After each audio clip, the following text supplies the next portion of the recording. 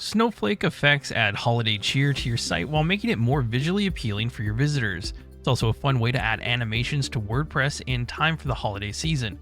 In this video, we'll show you how to add snow effects to WordPress step by step by using the SeedProd WordPress website builder.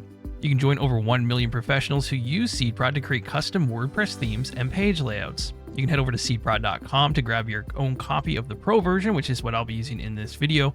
Let's get started.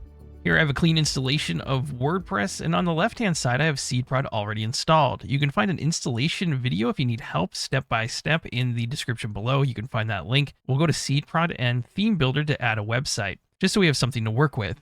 We can click on Theme Template Kits here at the top. And with SeedProd comes many different types of templates that are pre-made that you can import into your website.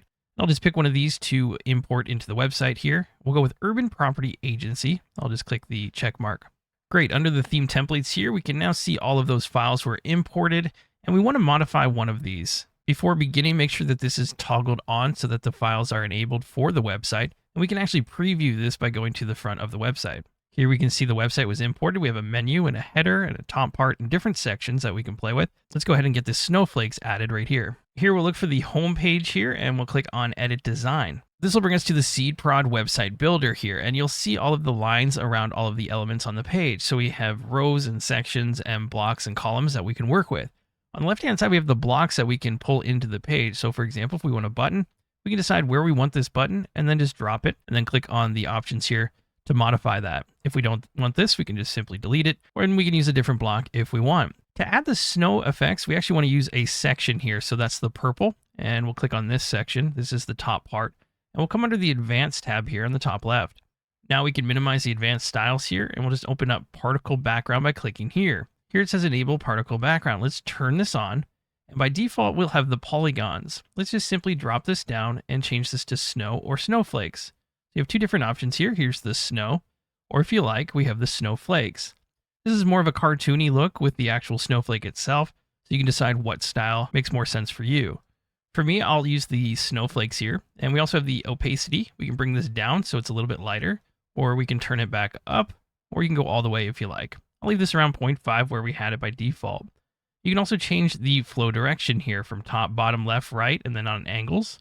I'll just go with bottom for now, and you can change the color. For the snow though, for me, I'm going to keep it to this white color. And then here we have advanced options. Let's go ahead and open this up, and you'll see by default it speeds up. Let's turn this down a little bit. It's a little bit quick. Snow by nature here, unless it's windy, is going to be pretty slow. So I'll turn that down to 1 or 2. Here we have the particle size. I actually want these maybe a little bit smaller than what they are.